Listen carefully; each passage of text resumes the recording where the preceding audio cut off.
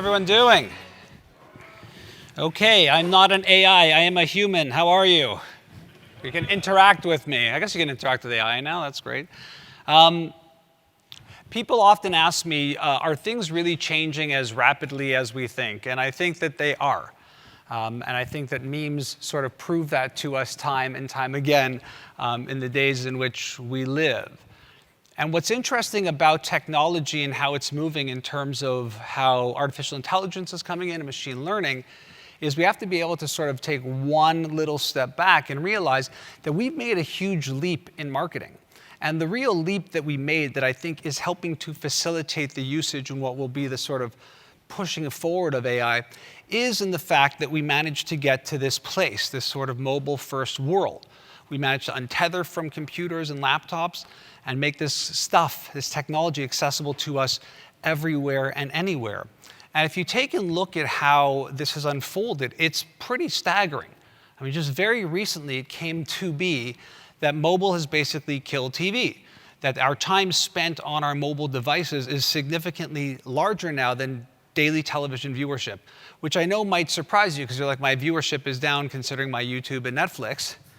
But the truth is that there has been a transformative moment, which is that we're not just using our mobiles when we're on the go, we're actually using them even when we're at home as our primary media consumption device.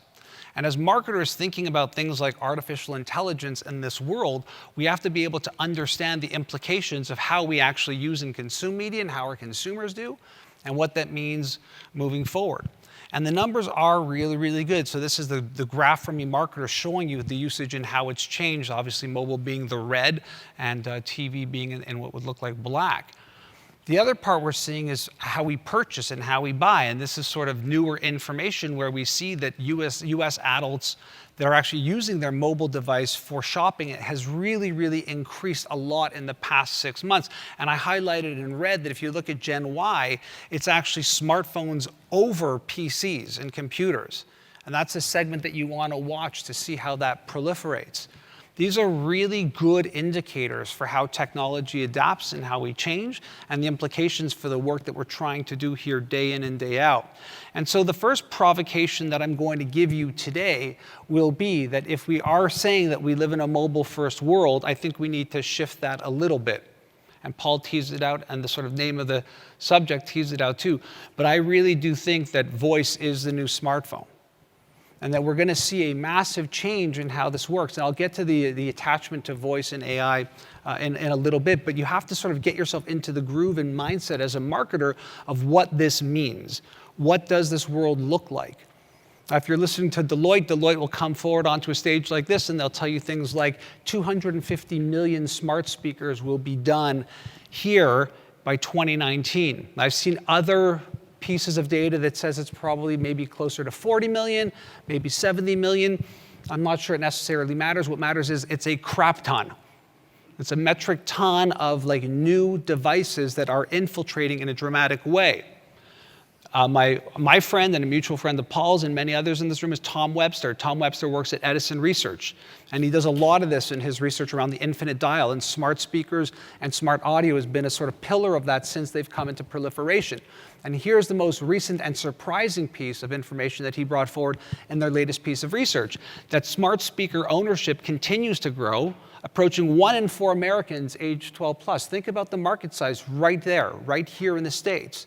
But here's the bigger one, that the average smart speaker user actually owns 2 devices.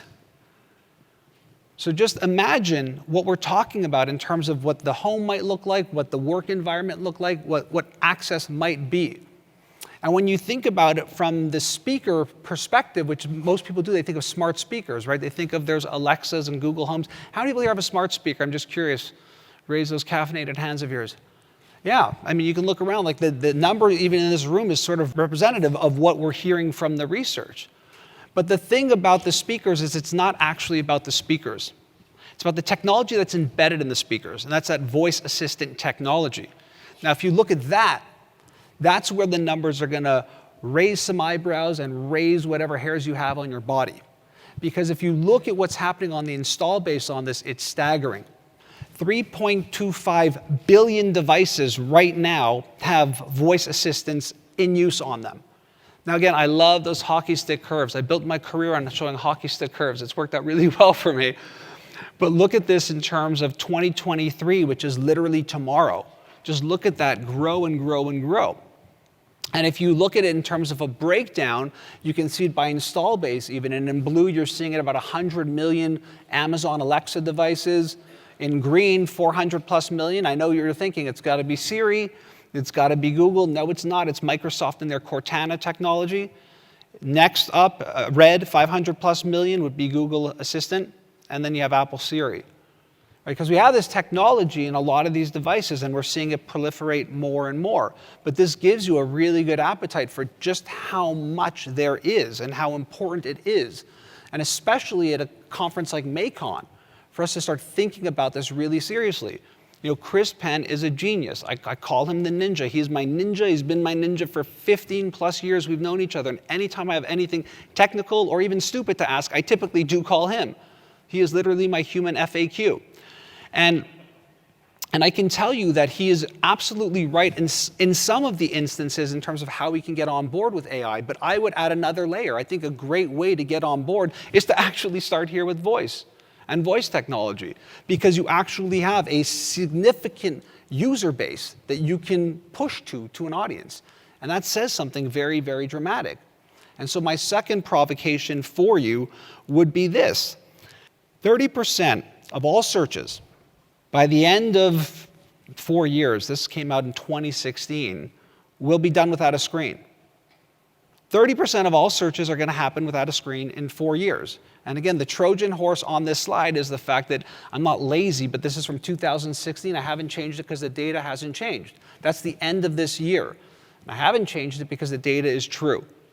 How is this happening? Because people, you and me, I'm sure we are doing searches like this instead of typing it in. Are you not? Are you doing that? Are you asking your device for stuff without typing it in? So you tell me what that means to you as a marketer now. If 30% of all the searches that people are doing on your business are now happening by voice, question number one is, do they say the same things that they type? The answer is no, they don't. The other answer is, are you even present if they are looking for you? So these are the sort of things we have to start taking and embracing right now. There is a reality that is very, very present. And there is fact and truth behind this, because right now we are starting to see people like Google talk about the fact that voice is actually replacing keyword data. And so you're starting to see this sort of thing happen, but I've seen this story a million times before. And I'm here to say to you, one word, two if it's hyphenated, wake up. Wake up. This is the same thing I was yelling at people back in 1990 something about why you need a website, and people were like, I don't know if the internet's going to be a thing or not. I was there. I was there when people thought, what do I need Facebook? I don't need social media. That's stupid. I should have a private and a personal I'm never going to type with my thumbs. That's ridiculous. Why would I don't need email on my phone. I just go to right? This is your wake-up call. You're here not just for artificial intelligence. It's a wake-up call that this is happening now. It's going to impact your business. Go tell your boss as the head of marketing that tomorrow, 30% of all our search words are now rendered useless because we have no strategy around voice. Go see how your next eval goes and your next potential to get a bonus or whatever's happening in your life. Like, this is the reality of where we're at right now. And we're starting to see that it's not only that, but it's getting more and more serious. I always say you can ignore the technology and believe the hype cycle all you want, but the minute commerce becomes engaged, you better wake up. And that's what's happening now. And this is all new data. This came out in July of this year. So here we sit now, where 31 million Americans are going to shop by smart speaker in this year. This is the reality of it. And look at the change percentage. You can see how it's moving and the direction that it's happening. Now, whether you like millennials or hate millennials, whether you are a millennial or not really relevant to me. What is relevant is that you have a significant percentage of them, almost half, basically saying that while I'm shopping, I do use voice to figure stuff out. These are signals. All of these are signals that are happening to you and to me, and for us to realize, what can we do with this? Now, here's the other piece of data that I saw about voice that was really staggering to me, and it's quite simply this, that people who actually shop through voice assistants spend more. Period, hard stop, end of sentence. Why? Why would you spend more using a voice assistant technology or a smart speaker? The answer is really simple. Did you spend more or less when Amazon introduced one-click shopping? More, right? It was so easy. Like, you don't have to put in your name and your address and then re-put in your billing address and all this stuff. It was like click, buy. Oh, this is fun, right? Human beings were super sophisticated. Buy. And that's what's happening. Voice makes it much easier than one-click shopping. And so the people who are using it are actually spending more, and they're buying more through it because it's so easy and intuitive to use. If we go back to, I think it was last summer, maybe the summer before, it was just after Apple had done their big iPhone launch. And I love the media. I'm a member of the media sometimes, and I follow the media, and I study the media. And I can tell you that I'm always fascinated by how the news cycle and the hype cycle works in media. And one of the things I always see is the excitement around an iPhone launch, and we know it, and it's still here 10 versions later, and we're all excited, like, what's next? But what happened shortly after the last iPhone launch, the major one, is that Amazon had a product launch. Now, I watched the Amazon product launch, and my reaction was, oh, I feel really bad for Apple. This can't go well. They launched so much cool stuff, like a multitude of amazing new and different products, not just one phone, but just thing after thing after. I was just like, when is this thing going to be over? It felt like I was on The Price is Right, if you remember that show. It's like, and there's more behind it. Like, there's just more and more stuff coming. And one of the things they launched was Echo Auto. $25, and you can now have Alexa voice technology enabled in your car. But they didn't just sell it, they didn't do a pre-sale. If you actually look at the button here, you have to request an invitation to potentially be able to buy this thing. And so, of course, what happens with this is the cynics are the cynics, but other people are like, this is really interesting. How did it play out? Not that long after they launched it, they actually came out and said that over 1 million people have pre-ordered this for their car. That's a good appetite. That's a good way to test whether or not this $20 device, which is super cheap, is going to work. But that's not all. There was more that they released. They also came out with this, an Amazon Basics, their own private label microwave for $50. Alexa-enabled microwave. Alexa-enabled microwave. I know what you're thinking. Alexa, popcorn. Right?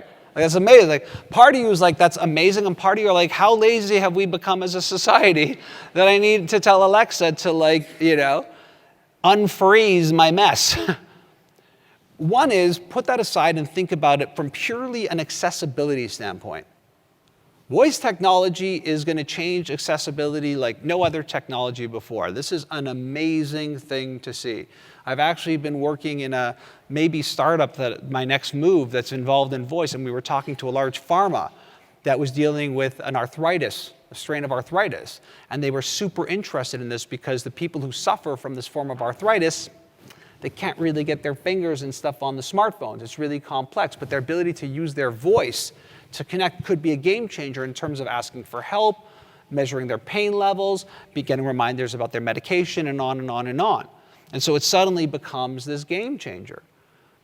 But now think about it from just what's going on here. Do I really need my microwave to know that, to be able to speak to it for popcorn? And the answer is maybe, but I think it's a signal. And the signal that Amazon is sending, and Google, and Apple, and others, is this is very, very cheap and intuitive and easy to use technology, and we're going to put it in everything, and it's going to be in every single room, and it's going to surround you. I'll get to the privacy concerns later. But that's what it is. It is the market pushing it in a way that says we're going to have connectivity truly everywhere through devices, which is very different than how we think about technology traditionally, isn't it? It's like the hub and the router. But now it's going to be embedded in this, and it's going to be connecting rooms in ways in which we could never have imagined. And so when we think about voice, we also have to think about it not in terms of where it's coming from, which device, is it my watch, is it my phone, is it my microwave, but spaces. What spaces would this occupy? And what we're starting to see is that spaces are very dramatic, and we're starting to see winners and losers. Like, there are big winners with voice speakers in the kitchen. There are big winners with voice, obviously, in the car, hands-free. We've had stuff like OnStar for a while already. There's big winners with it in what we'll call general family areas. It could be a den, a living room, a reading room, places like that. So we are starting to even see it in places, by the way, don't get squirmish, in the bathroom. It's really, really popular. People like it to ask for the weather or a news briefing or whatever it might be in the morning. We'll talk about how it's listening to that too at another point in the conversation, because it is. But think about that. When was the last time you thought about new technology and its evolution based off of the spaces that it occupies? And so the provocation that I will give you third is it's going to occupy spaces that we could never have imagined possible. I was doing a speech not that long ago in Phoenix, and I walked into my hotel room, and it was an Instagrammable moment, and this was my Instagrammable moment. This was on my night table. And I know what move number one is. If you walk into a hotel room and there's an Alexa there, it's like, unplug. How do you power this down? The last thing I need these devices listening to is me in a hotel room, right? But think about it from a business application. Think about it from an ease of use perspective. Replenishment is a huge issue in the hotel business. Replenishment, what are they replenishing in rooms very, very often? Remote controls, phones, thermostat. What else could we go through that you could now use voice to navigate? I mean, imagine walking into a room and being able to control the temperature. You don't need the phone anymore. You can call the concierge. You can call somebody else. You can control the music in the room. You can control your TV with it. I mean, go on and on. How much does one of these devices cost? We just had Prime Day, 20 bucks, 40 bucks? That's if you're buying it retail. What if you're the Fairmont, you're buying it wholesale and you're buying them in stacks? What does it cost to put this? What does that do to your replenishment model? It plummets to the ground. You're talking about 5 devices in one room that cost these hotels millions upon millions of dollars that could be gone, and at the same time create an ease of use for the actual person who's staying in the room, because it's much easier and intuitive to do this.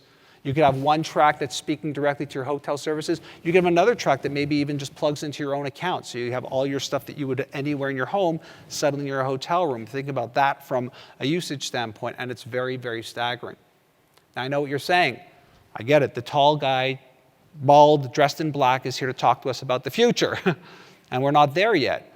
But I'm here to tell you that they're being more aggressive than they might even lay claim. People were asking, how many people are working on this technology at Amazon? How many people are working on this technology at Google? Well, the answer came out. It turns out that at Amazon, they have 10,000 people right now working on just Alexa. Can I repeat that for you? 10,000 people are working on Alexa alone. There's about 2,000 job openings in this product line alone right now.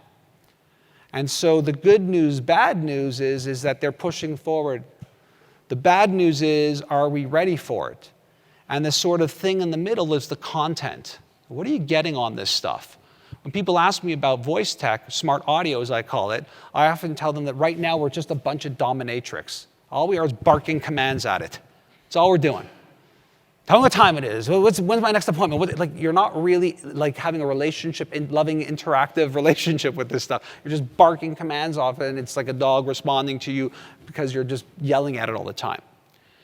And what we are seeing on the content side is some interesting glimpses of what I would call truly interactive or truly smart audio. One example is this. Gimlet has chompers. If you have young kids, you'll be grabbing this skill as soon as possible if you have a smart speaker. And basically what it is your kids go to brush their teeth and you turn on chompers, and it's not instructing them on how to brush their teeth, but it is basically a 2-minute story so that they brush their teeth for the full length of the skill. And it does tell them at intervals to shift from the bottom to the right or left to right or up and down. And it's not boring. It's actually really, really fun, awesome content. And if you have kids, I highly recommend it. Suddenly your kids will be brushing for the period they're supposed to in the right spaces. So that's good news. Could you do that on a podcast? You could. In theory, you could. And you can download it as a podcast. But it is much more interactive when you're using the voice component of it. And what we're starting to now see is the beginning of the proliferation of these voice skills. So voice skills are simply apps on smart devices. They're called skills. And this is where the world's at as of June of this year. You've got about 60,000 skills currently in the Alexa skill store or the app store. Is that a lot? Are you surprised that there's 60,000 skills? Did everybody just leave? Is that a lot? Do you just nod? Is that a lot? I actually look at it and go, Jim, I don't think it's a lot. I don't think it's a lot. Is 60,000 websites a lot? Like, that's how we have to benchmark it. How many apps are in the App Store? So what I'm trying to show you is this content gap or vacuum presents a huge opportunity to you to get there now. When these devices and technology at 3.2 billion is already installed, where 250 million or less speakers are there, and where there's just not enough great content that you can and should be capitalizing on at any given moment, and I think that moment is right now. And so provocation number 4 is this. It's a very weird place to be with 3.25 billion deployments of technology and have no killer app. There is no email yet that's the killer app of computer. There is no Facebook. There is no Instagram. There is none of that. There is no killer app. I'm telling you, we can go around the room and ask everybody who uses this voraciously, and we do. There is no killer app. This stuff is good, it's interesting, but there's not a killer yet. You may have that idea, I don't know. I might have that idea, we'll see. But that presents to me and to you, hopefully through projection, a huge opportunity and win for you from a marketing perspective. And I think in the content play world, we're also starting to see areas that could be valuable. One of them being wellness. One of them being, I don't want to call it kids, because that can be a very strange thing to talk about, especially as a marketing professional, but I call it families. I think there's a huge family opportunity. And the other one is in places like kitchens and cooking and stuff like that. Now, you might be sitting here going, I'm not in any of those spaces. That's okay. Just think about how it starts and then how it's going to proliferate, because right now, these are the easier, lowest hanging fruits to figure out smart content plays for this. And I'll give you some examples in terms of the health space to show you how far it's going. And I'm going to show you them primarily from a B2B side too, to get some energy going. One is, right now there is this development of Alexa's ability to tell whether or not you're having a heart attack. How would it know that? It'll know that by it's studying your speech, your breathing patterns, how you're talking, what you're talking about.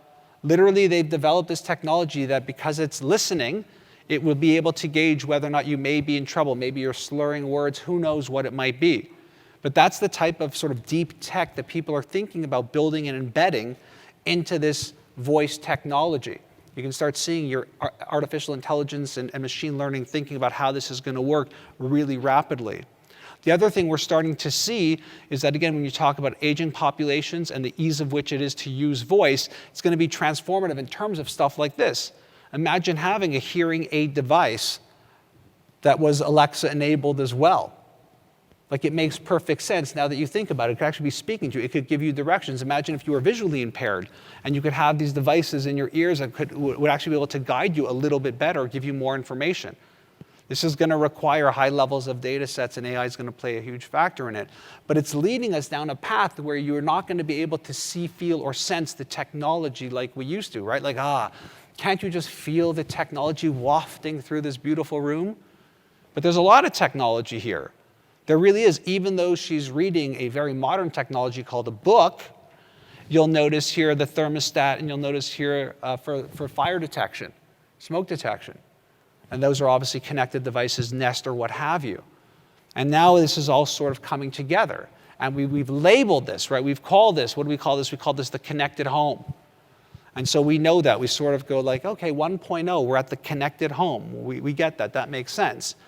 But what we see through this sort of adoption of these health technologies and modern technologies, think about your Fitbits, think about your watches, think about your ability to measure your own life and where things are at, from your health to your performance to all that stuff. We've gone from the connected home to having this idea of the connected self. And what happens is if you can think a little bit ahead of yourself, you can see what the emergence is, or what that convergence is rather. And the convergence of that home and self is that we lead to this idea of the connected life. And I really think that if we can think of that perspective of voice being the new mobile and how that's going to come through, there's going to be a tremendous power that's going to happen in this idea of the connected life. Because it's true. Most of us have these devices, or some of us do, and all you're doing is telling it to turn on the lights or turn them off or play a stupid song. And I get it. It's easier for my kid to pull up Drake on their smart speaker than it is to find it in Apple Music and remember my password or Spotify or whatever happens. But that's not the real gist of it. And so how I like to look at voice now is it sort of feels like we're in the parlor trick mode. Like, friends over, like, watch this. Alexa, turn on my lights, turn on my blinds, turn on the alarm, whatever it might be, and it does it. It's like, again, you're a dominatrix. It's just listening to your commands. But what's going to happen, and it's happening now, is that voice is the gateway to all technology being the remote control for our lives. And that's going to have a very dramatic change in how we market and how we connect and how we tell stories. Before I was talking about content plays, and I talked about families, not just kids. And I want to give you an example that I think will illuminate for you where this can go and the power of it. How many of you are trying to deal with this situation currently at home? Kids are on the screens too friggin' much, right? We're on the screens more, but whatever. It's fine. Not like we set models or anything for our kids when we're at the kitchen table doing this. You're like, why are they on the screens all the time? I have no idea why they're on screens all the time. What do you mean, right?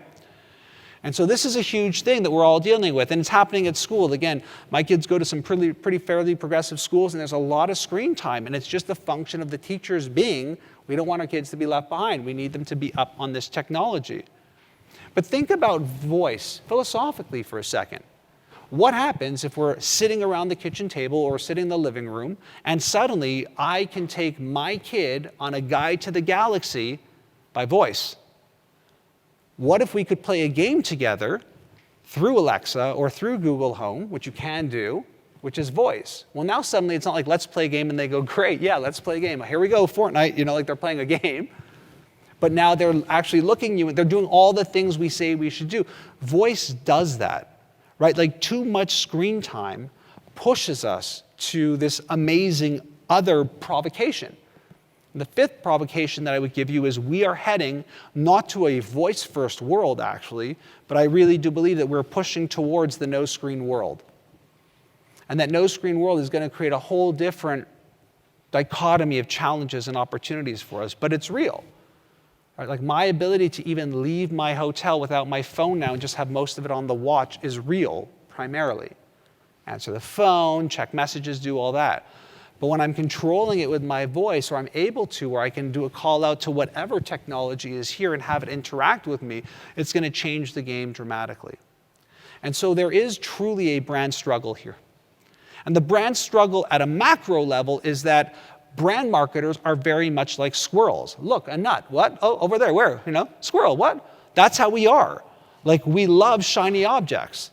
Most people probably walked in here and are thinking about the 4 pillars of how they're going to develop their marketing tomorrow, which is Instagram, Shopify, Facebook, TikTok. I don't know what else is coming next. But that's how we think. It's like, that's what's shiny and bright, so let's go there. Anybody who knows me might note that I removed Snapchat, right? It's like, now we're on to TikTok, I guess. Okay, let's talk about that. I don't even know what it is. But we're going to talk about it because marketers are attracted to this sort of shiny, bright objects. But I think if we can look at voice in a different perspective, what you will see is a bigger brand opportunity than just chasing a channel. And that's really the idea here. What I'm trying to do is massage you into this idea that it's almost like an entirely new internet is right here for us to access and connect with and use. And so if you can think about it that way, will lead to what I think is the biggest provocation I have for you today, which is this. Everybody in this room is worried about their brand voice, correct? What is your brand voice? How does your logo emote with your values and your messages? How does it tie into your products and services and your pricing and where it's positioned and how it is in the marketplace and how it all looks and ties together?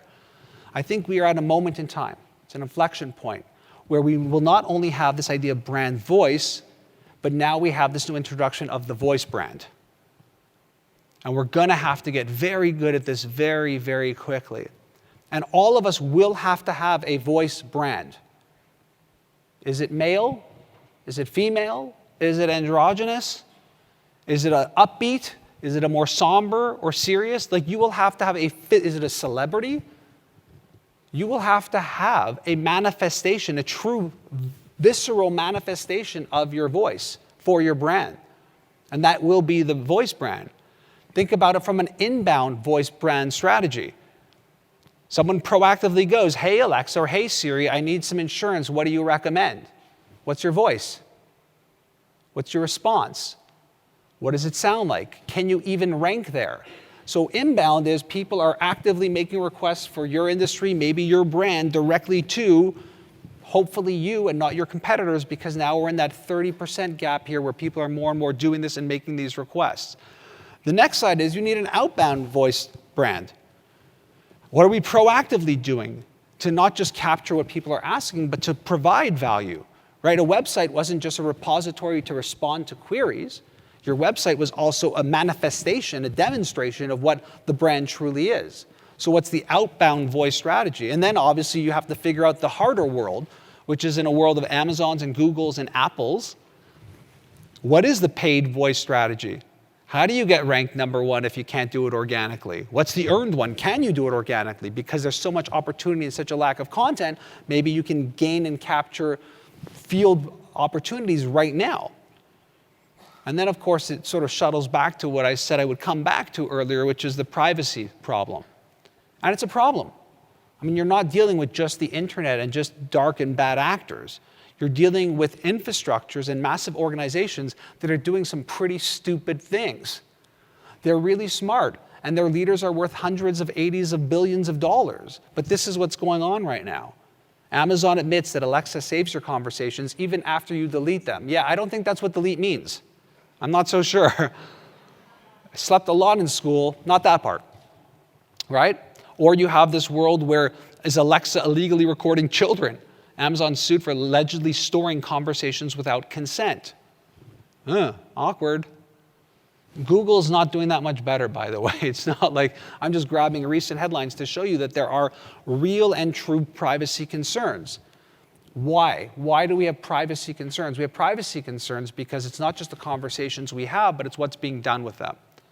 And we've been beating the data horse to death all morning. So I'm going to spin it in a bit of a different direction, which is understanding that these people, and when I say these people, I often mean marketers too, we have to be in a different world of data. My former boss, who actually acquired my agency, is Sir Martin Sorrell, formerly of WPP, so I guess we're both now formerly of WPP. But this is what he said, that the biggest battleground at present is the control of data. He's right. If you think about why this emergence of direct-to-consumer brands is so big, it's the fact that they're capturing real powerful first-party data. It's really, truly what they're doing. And everybody wants a piece of this, from the agencies to the platforms to the brands themselves.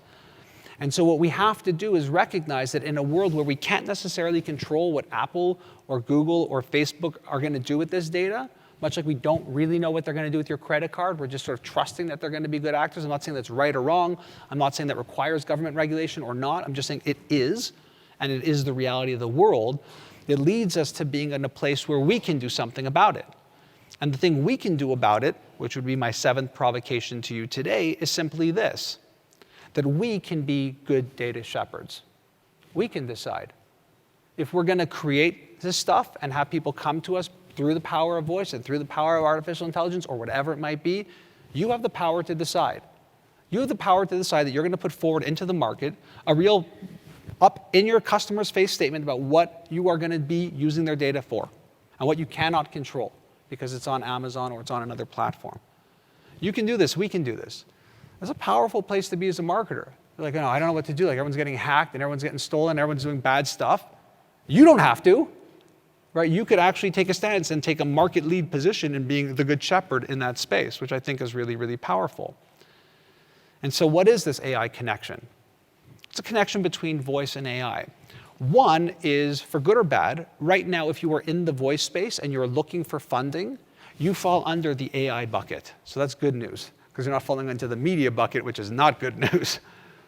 So why? Why is this falling into that? It's falling into that because there is a reality and a depth of this technology that we have to be able to understand, which is we cannot control every single query that's coming in, and therefore we can't necessarily control fundamentally every single answer.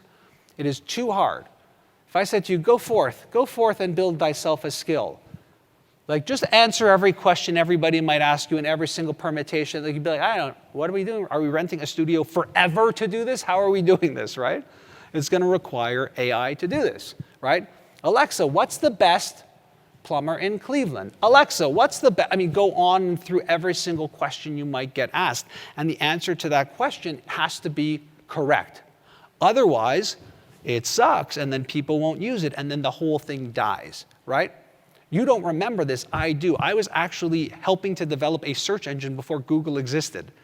And I can tell you, it was a meta search engine. That search sucked. Anything you looked for, we built this engine because you couldn't find answers to basic stuff. So we had to grab stuff from Yahoo, Lycos, Alta Vista. Oh yeah, I'm going old school on you. I've got them all. I could keep going. We built that search engine until Google came along and really figured out the algorithm. And what they figured out isn't just the right answer. What they figured out is a testament to what has to happen right now and why AI is such an important part of voice, which is that it has to be not only right, it has to be extremely fast, and it has to sound human. Yes, Mitch, the best restaurant, like, oh my God. Like when you hear that fake voice right away in your brain, you're like, you're not even paying attention. You're like, that's a fake voice. Didn't hear the answer because all you hear is fake voice, right? Like we're humans, it's natural. And so AI is going to be the answer to this.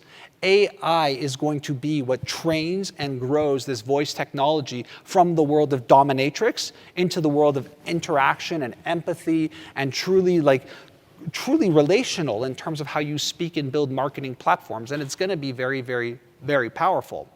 We heard about deep fakes earlier. Voice fakes are a thing too. In fact, I think what's going to happen is we're going to have more voice fakes than deep fakes sooner than later, because video is actually a bit harder to fake, especially if you look at the eyes and the mouth. It's hard. Like the videos look good, but when you really start watching them, you're like, yeah, something's off. It's like great video games. You're like, something's off. Something's weird. With voice, it's much harder. It still sucks, but it's much harder, and it's getting better and better. A great example, I would encourage you to go onto YouTube and check out this, which is Real Talk, where they recreated Joe Rogan's voice using AI only. And you're going to hear moments where you're like, that's not right, that's not exactly right, but for the most part, it's like even Joe Rogan was like, hands down, that was crazy to hear. So if you want to sort of see what's happening in this world, you can see it happening. The other reason why we need AI is because it's not just about it giving me the right answer fast and in a human way. It might also be based off of language. That's going to be what I think will be one of the killer apps, is the fact that you can ask it something in any language and get back an answer in any language, that it can instant translate, that it will instantly be able to switch from language to language. You may not think this is hugely important, but I live in Montreal, where it is French and English, and it is by law that way. In fact, it's by law French and then a little bit of English if you're lucky.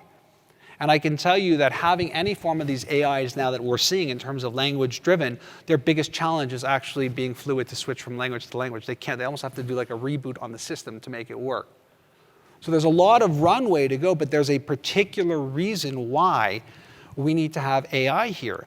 And if we're pushing voice forward in AI, you're starting to see the real culmination happen right now. And the first culmination is happening in what is the multimodal world.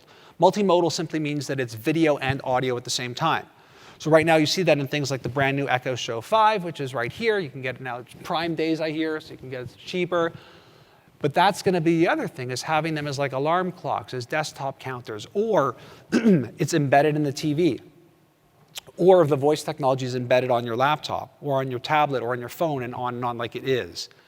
And the multimodal thing is going to create a whole other different world of interactions, obviously, where it won't just be like a voice, because you'll be able to also interact with the video and have it go back and forth in a very different and dramatic way, which creates an entirely new brand experience on top of that.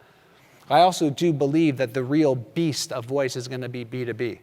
If you think about mobile workforces and governments and operations and just using this technology to really move, even Salesforce came out and recently talked about how they've got this voice-enabled Einstein now. I mean, we see this, don't you? Like when you're texting, you sort of use your voice instead of typing in. It's just much more intuitive. So we're seeing that really push towards. And again, this is Einstein is Salesforce's AI engine that's using it. The other thing we have to recognize as we push this forward is we have to choose our leaders. And we have to choose wisely, because now we know what they're up to. But we have to choose leaders. This is not the internet.